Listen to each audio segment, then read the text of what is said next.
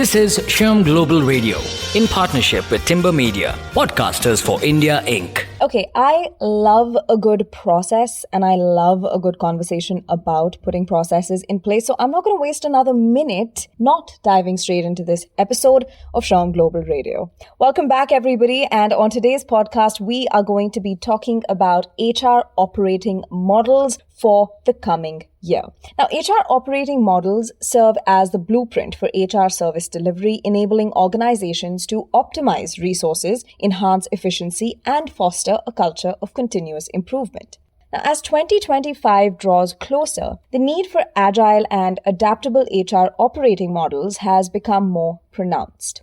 HR departments must be equipped to navigate challenges, seize opportunities, and drive innovation while maintaining a strong focus on talent management, employee engagement, and organizational development. Certain trends are reshaping the HR landscape and influencing the evolution of HR operating models.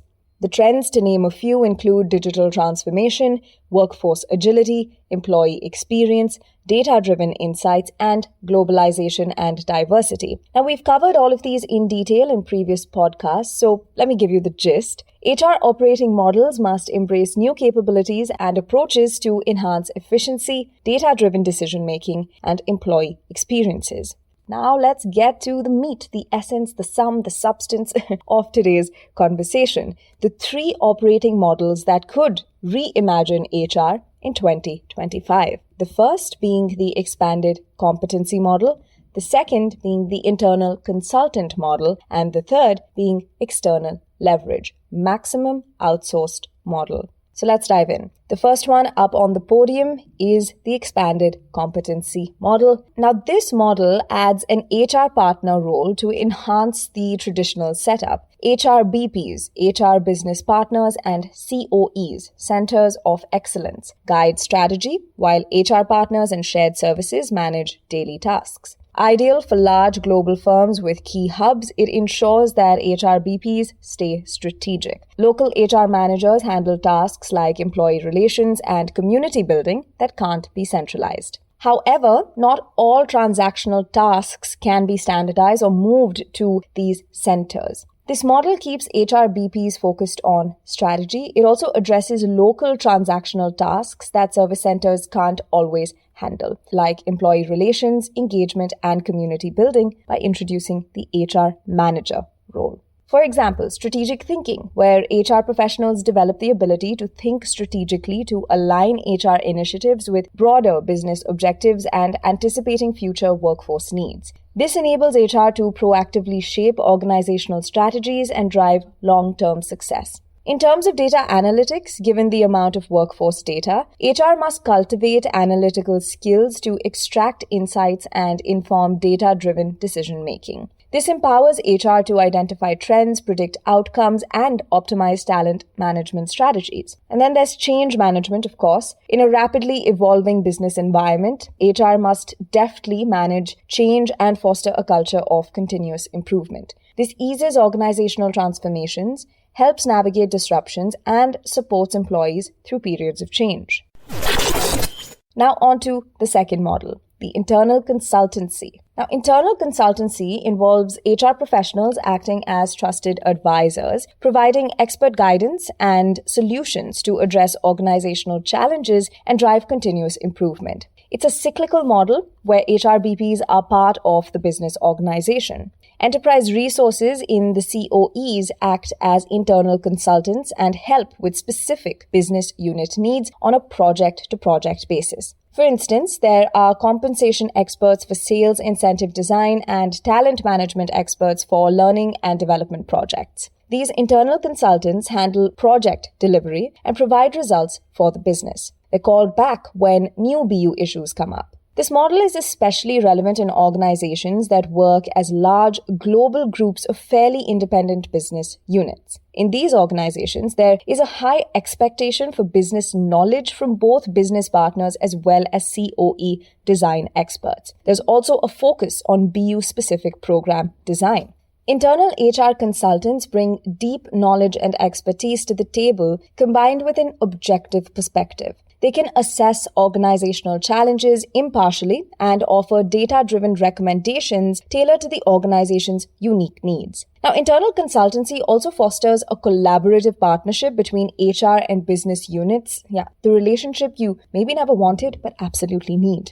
Internal HR consultants play a pivotal role in driving continuous improvement initiatives, identifying opportunities for process optimization, implementing best practices, and facilitating organizational learning and development.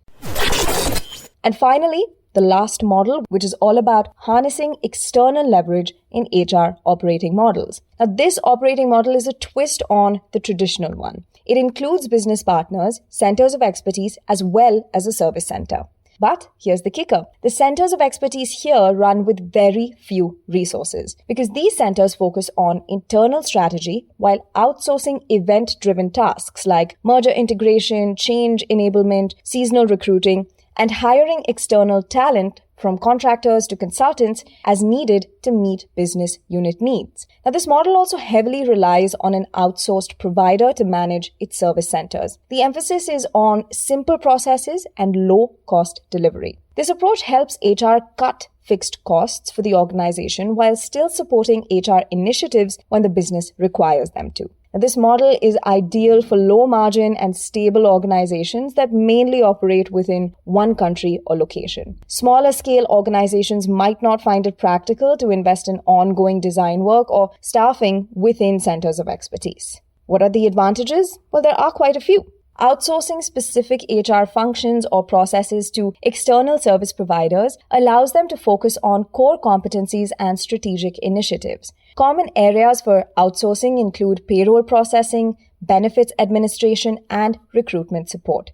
What's more, strategic partnerships with specialized firms or subject matter experts can provide access to specialized knowledge and resources which can support areas like leadership development, diversity and inclusion initiatives, or employee engagement. Then there's also the matter of expertise, because engaging specialized consultants or advisory firms can offer access to cutting-edge expertise and best practices, objective assessments, guidance on organizational design, and support in implementing transformational initiatives. And to wrap it all up with a neat little bow, leveraging external technology solutions like cloud-based HR platforms can streamline processes, enhance data management, and enable advanced analytics capabilities. These solutions can be customized to align with the organization's specific needs and integrate with existing systems. By harnessing external leverage, organizations can augment their internal capabilities, access specialized expertise, and drive innovation within their HR operating models, ultimately enhancing organizational agility and competitiveness.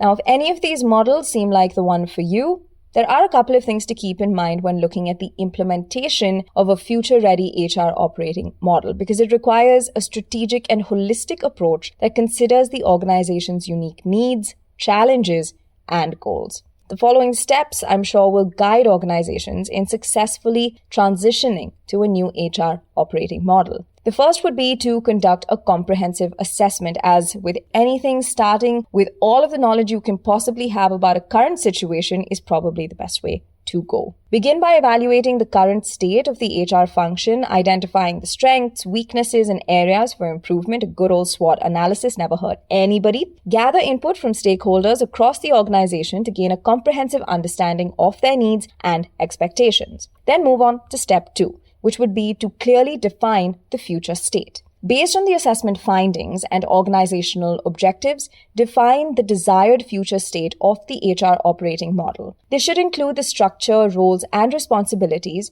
service delivery mechanisms, and alignment with business goals. Step 3, develop a roadmap. Once you've put a pin on your destination, you've got to figure out the best route, right? So create a detailed roadmap that outlines the steps required to transition from the current state to the desired future state. This roadmap should include timelines, resource allocation, and clear milestones for tracking progress.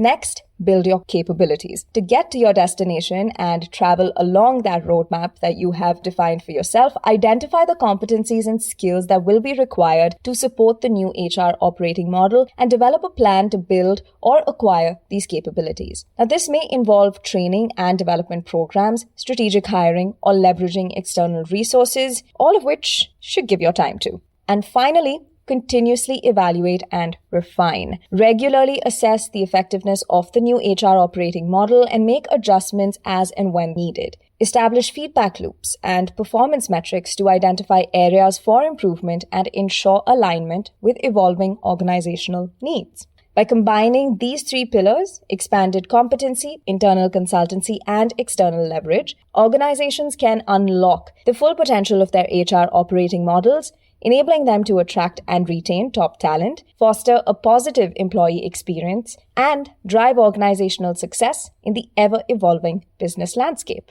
Sounds like a good note to end this podcast on. Thanks for tuning in to Sherm Global Radio. I'm Ahalya signing off. What did I tell you? Processes? That's what sets you up for success. Catch you on the next one, folks. Stay safe and stay happy. This is Sherm Global Radio in partnership with Timber Media, Podcasters for India, Inc.